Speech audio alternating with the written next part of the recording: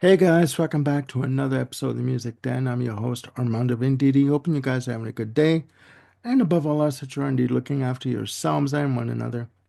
Ladies and gentlemen, Mr. Jim Burker and I, good day, Jim, are Good day, back with sir. good day. We are back with another fantastic episode of Attack of the Killer B-Sides.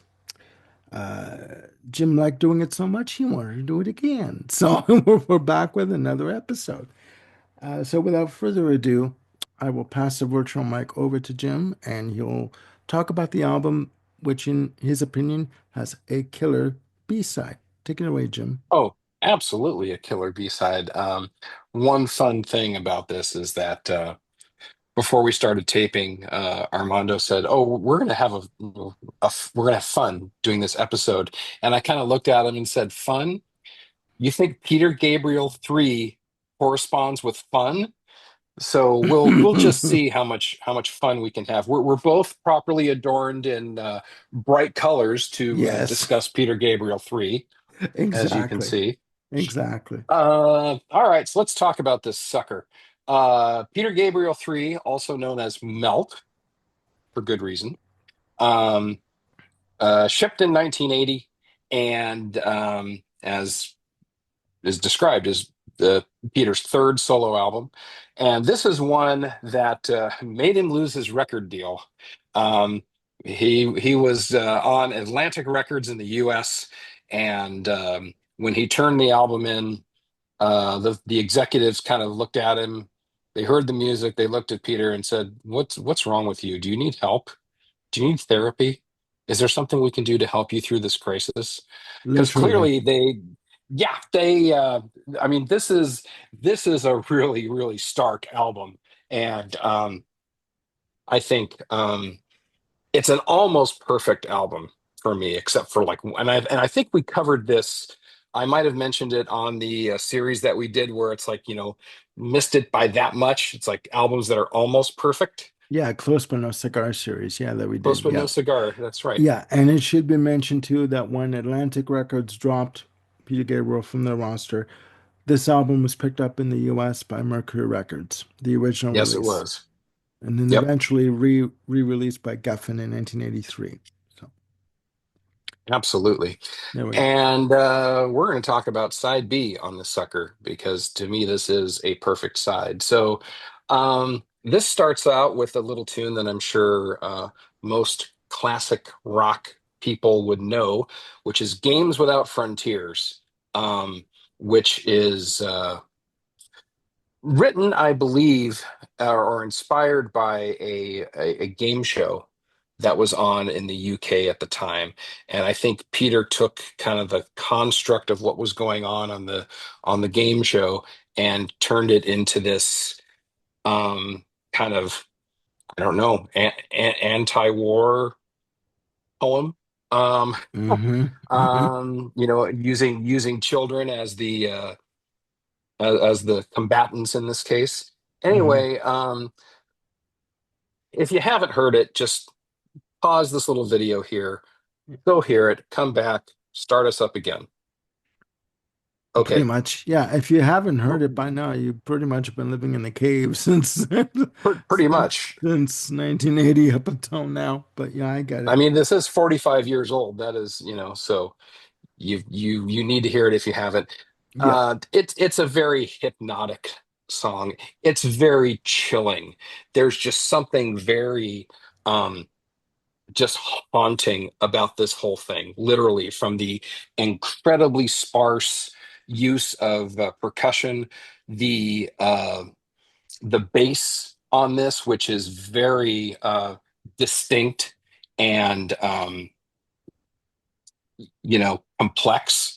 It really kind of, like bass does, it anchors the whole song. Uh, Hmm.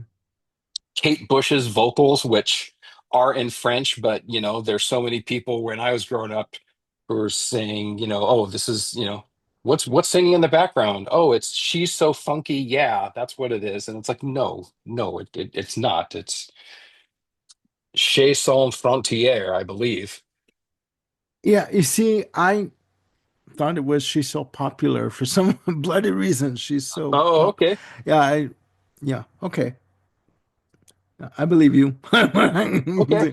I believe you Well, with that's my. how my little circle of friends interpreted it for a while, and I'm like, I don't think so. I think it's French. Yeah, no, Uh, you're right. It is French. It is French, and it is a hypnotic piece of music. I mean, even with the whistling mhm. into the choruses, it's catchy. It has the hook, you know. Oh, Um, definitely. This thing is incredibly hooky, even with the, um, kind of the hypnotic state of it, the sort of haunted nature of how things are going on. I mean, to me, this whole piece is just literally a masterclass in composition, arrangement, and performance. It's like yes, everything about this song is just note perfect. yeah. Steve Lillywhite's production is bang on with this. Yeah, Absolutely. yeah. I've seen Peter Gabriel live, I think 4 times, and he Okay. performed this live once. Yeah, I'm sorry. No, no, What'd you say? no. Just I was reacting to you seeing him live 4 times. Like that's quite a feat. It is quite well. I saw him in '83 on the what was the Plays Live tour. Yeah. Um, '86 in the Conspiracy of Hope tour, the first Amnesty International tour. Hmm. The So tour, and then the Human Rights Now tour, which was the Amnesty tour in 1988. In '88, that's when he played this live. That's the one time I've seen it played live, and it was different. It was radically different. To take advantage of all the different people who were on stage and the technology and stuff they had there. And to me, it really sort of lost something in its performance live because it dissipated from this like haunted sparseness that makes this tune work the way that it does. Yeah. Um, yeah, and just with the sparse percussion, the bass, the whistling, the just weird synthesizer passages that happen during the chorus. When it says, "If looks could kill, they probably will." Um, Yeah. yeah, I'm not really sure how else to describe the song. It's just Th- absolutely stunning. There's a bit of a bewitching quality to it. Like it There kind of is. pulls you into it, like Hmm. you're under its spell kind of thing. So yeah, I get that 100%. Yeah. Yep. I mean, it kind of even starts off that way. It starts off like you're hearing the tape starting, Yeah, the live and then count. it's yeah, and then the live count is off. It's 1, 2, 4. I mean, it's just there's all kinds of things wrong with how it starts, but yet you're right, Armando. It just is really compelling and draws you in. Yeah. Yeah. I get you. I understand 100%. So it's a heck of a way to start a B-side. Hmm. Um, Number two, track two of the 4 tracks that are on here, Not One of Us. Um, John Giblin on bass, Robert Fripp on guitar, Jerry Marotta on percussion, and Peter on just about everything else. Hmm. Um, so let's talk about Fripp at first. There's some very unFrippian guitar parts on this track. Um, Okay. where it's just kind of like standard kind of chords. None of not a lot of the atonal stuff that he does or the insane cross picking that Hmm. he's known for. But it's exactly what this song needs. This song, to me, it thematically, it reminds me of junior high and high school in terms of like cliques and how people banded together to kind of ostracize others. Hmm. Okay. I mean, that was my junior high and high school experience. I don't know what yours was, Armando, but Um, well, it wasn't Carrie, but it was close. No, oh, in good Lord. no, I get it. I get it. We all went through that kind of sense of alienation and to an extent Hmm. in high school and in grade school. So in different parts of our lives. So I get that 100%. Yeah, and this song is all about, like it says in the chorus, you may look like we do, you may talk like we do, but you know how it is. You're just not one of us. So, um, Hmm. and again, Peter does a masterful job of pairing up the message of a song with the arrangements Yeah. because this is sort of going along at a very, you know I'll call it a very simple but kind of a tribal feel to it, not incredibly tribal, but it's there in the percussion, that's for sure. And then once you sort of get through the main statement of the song where you're just hearing this ostracization, if that's a word, just Mhm. repeated over and over and over again, then the song just kind of flips into overdrive and just gets into this savage instrumental part where Fripp is just distorting the guitar, as much as possible. And the percussion effects are just growing and growing. And it's just like I said, it's becoming this very savage number. If you've seen the film Birdie, which Peter Gabriel did the music for, Yeah. this song is used to great effect in the Birdie soundtrack. Okay. Again, this whole savage part of it of just underscoring. I think in the film it was used to kind of underscore the horrors of war and the psychosis that the patient was going through. Yeah. Um, and it's just an absolutely savage piece, and just kind of going from the hypnotic state that Games Without Frontiers puts you in to Hmm. go into Not One of Us, and with this savage ending, it's just incredibly unsettling. Yeah. And it just kind of gives you the sense of like, wow, this album could go off the rails at any point, because it's just really, as you like to say, it takes you on a journey, Yeah, it does. It does. Very kind much of a so. dark journey, but Yeah, a this journey is nonetheless. exactly, exactly. Just a little side note. There was news of Robert Fripp uh, suffering a heart attack recently, and we wanted to just extend our best wishes to the Fripp family and hopes for speedy recovery. Yep, Robert and Toya, hearts Yeah, go out to you. yes. I thought we should mention that. Um, but please do continue, my dear boy. You're doing a wonderful job. Well, thank you. Maybe you'll give me a raise. Pay, that is. Anyway, um, track three, Continue. l- lead a normal life. So, With me again. after again the kind of savagery, I don't know why I do that. After the savagery of Not One of Us, we just kind of come down to this very simple keyboard driven song that's just very simple melodically. All it is keyboard and treated saxophone, some drums at the end, but it's very, it's not quite 180 degrees from Not One of Us, because again, lead a normal life is about someone in a mental institution. Yeah. So again, you've got this very haunted, disturbed thing going on thematically, but sonically, it's like taking the blood pressure way down from the end of Not One of Us to just this, dun dun dun dun dun dun dun dun, dun, thing, and Yeah. lead a normal life. This is very simple, and again, I think it's absolute perfect sequencing on an album to kind of take you from that point of to just let's exhale a little bit, Peaks kind of and catch our valleys. breath before we move on. Yeah. Peaks and valleys. Part of I the call it. journey, as you understand. Yes. Very much so. Very Yeah. much so. Um, not much else to say about this. In its simplicity, it packs a lot of punch by how Peter arranges it, and uh, again, it's a wonderful counterpoint to the track that preceded it. Not One of Us. Okay. Okay. That Understood. takes us, yeah. So that takes us to the end of the album now with track four, which,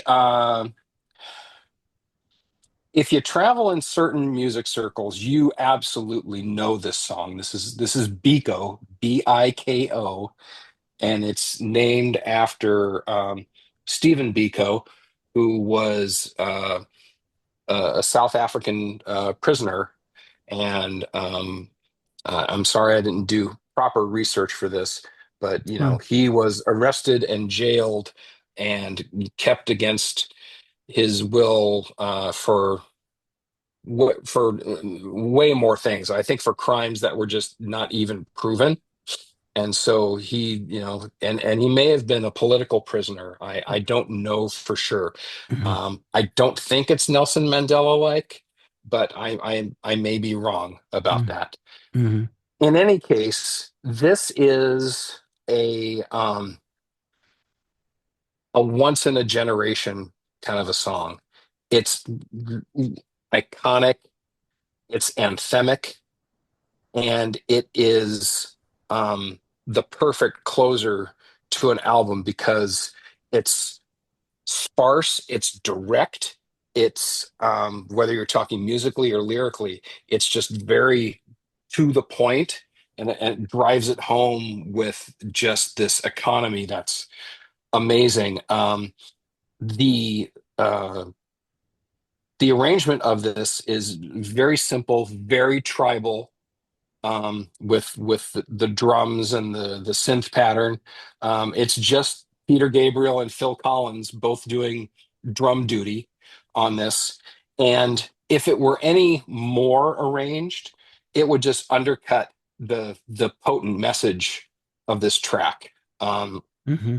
of the four times I saw Pete, he did this every time, and it was just spine chilling, just the way it sort of echoed through a amphitheater or an arena, a coliseum. I Yeah. mean, it was just like outstanding how he is able to get this message across and perform it. And he has the crowd in the palm of his hand. He is such a compelling performer, He and this is. song is a perfect way for him to sort of exercise those gifts. Yeah. I get it. Yeah, I understand. And Yeah, I it's mean, it's very impactful, this piece. And mhm. it is a good way to close an album. Yep. It's very And again, haunting. it absolutely is, and this whole album is haunting from the melted face cover to the to the first drum pattern of Intruder, all the way to the drum strikes at the end of Biko that close out the track. Yeah. Um, it's it is an amazing piece of work. And like I said, almost perfect except for one little track on here. To me, it would be an absolutely uh, perfect album. Um, now Peter Gabriel has albums that are a lot better known than this one. Hmm. Security, which had Shock the Monkey, So, which Sledgehammer, Big Time, Don't Give Up, all those things.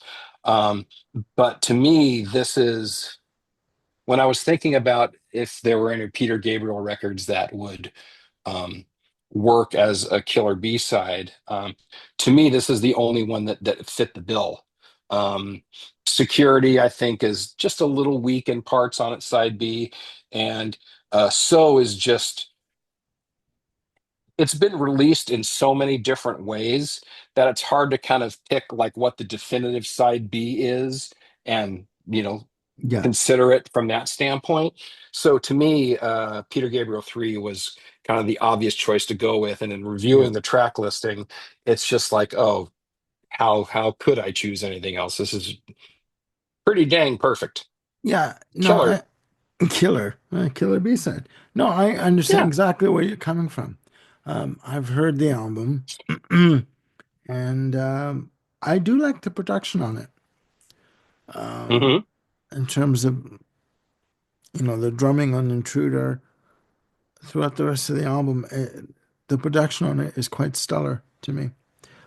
It doesn't always have to be pristine in terms of the production for me. As long as there's heart and emotion Hmm. in terms of the playing, that's what wins me over. you know. Sure, there has to be a production sound that complements the music. You know, Yeah.